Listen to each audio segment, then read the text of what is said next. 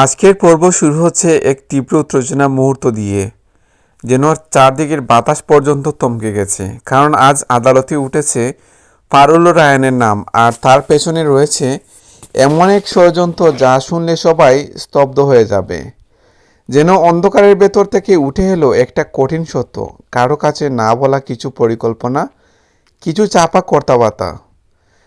চাপা কথাবার্তা আর প্রমাণহীন অভিযোগের পাহাড়। এখন সব কিছু এসে ঠেকেছে আদালতের দরজায়। ফারুল আর রায়ানের মুখে ভয় নয়, বরং দৃঢ়তা, কারণ তারা জানে সত্য তাদেরই পাশে। আদালতের দিকে হাঁটতে হাঁটতে তাদের মুখে শুধু একটাই প্রশ্ন, যা কিছু বলা হচ্ছে কিভাবে প্রমাণ করব এগুলা মিথ্যা। চোখে চাপা দুশ্চিন্তা, তবুও আত্মবিশ্বাস হারায়নি। মনের ভেতর শুধু সত্যের প্রতি অটল বিশ্বাস।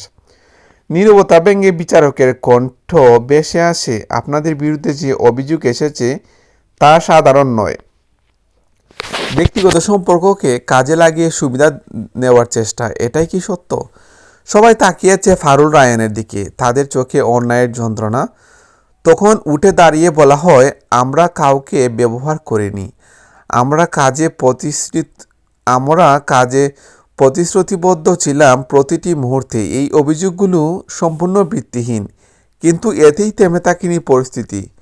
আদালতের মাঝখানে আরেকজন দাঁড়িয়ে বলল, ওরা আমাদের প্রতিষ্ঠানে এসেছে স্বামী স্ত্রীর পরিচয় ব্যবহার করে নিজেদের ক্যারিয়ার বাড়ানোর উদ্দেশ্য। এটাই সত্য। গড়ে মুহূর্তে চাপা গুঞ্জন ছড়িয়ে পড়ে। সবাই যেন অস্থির হয়ে ওঠে। চোখের সামনে একের পর এক প্রশ্ন। রায়ান গভীর স্বরে বলে ওঠে, এই পুরো বিষয়টি সাজানো। যারা সত্য জানে তারা চাকরি হারানোর ভয় মুখ খুলছে না। তার কথা শুনে আদালতের ভেতর আরও চাপা নীরবতা। বিচারক কঠোর কণ্ঠে বলেন, আপনাদের দাবি যদি সত্যি হয় তাহলে কি আপনাদের পক্ষে কোনো সাক্ষী আছে? এই প্রশ্ন শুনে থমকে উঠে ফারুল, রায়ান। তাদের চোখে মুহূর্তের জন্য এক ঝলক অসহায়তা। কেউ সামনে আসছে না, সবাই মাথা নিচু করে নীরবে দাঁড়িয়ে আছে। ঠিক তখনই আদালতের বাইরে এক কর্মচারী দ্বিধাভরা মুখে দাঁড়িয়ে থাকে, চোখে আতঙ্ক, শরীরে কাঁপুনি। তবুও মুখে ধীরে ধীরে উচ্চারিত হয়, আমি জানি সত্য কি, কিন্তু ভয়ে বলতে পারিনি। এই একটি বাক্যই কাহিনী যেন পাল্টে গেল। অন্ধকারের ভেতর থেকে আলো বেরিয়ে আসার মতো। কিন্তু একই মুহূর্তে অনিশ্চয়তার ছায়া নেমে আসে। সে কি সত্যি মুখ খুলবে, নাকি আবারও ভয় তাকে থামিয়ে দেবে? এভাবেই আজকের পর্ব শেষও এক তীব্র উত্তেজনার জায়গায়।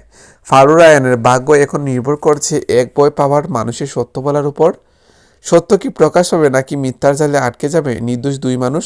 জানতে হলে দেখতে হবে পরিণীতার আগামী পর্বে।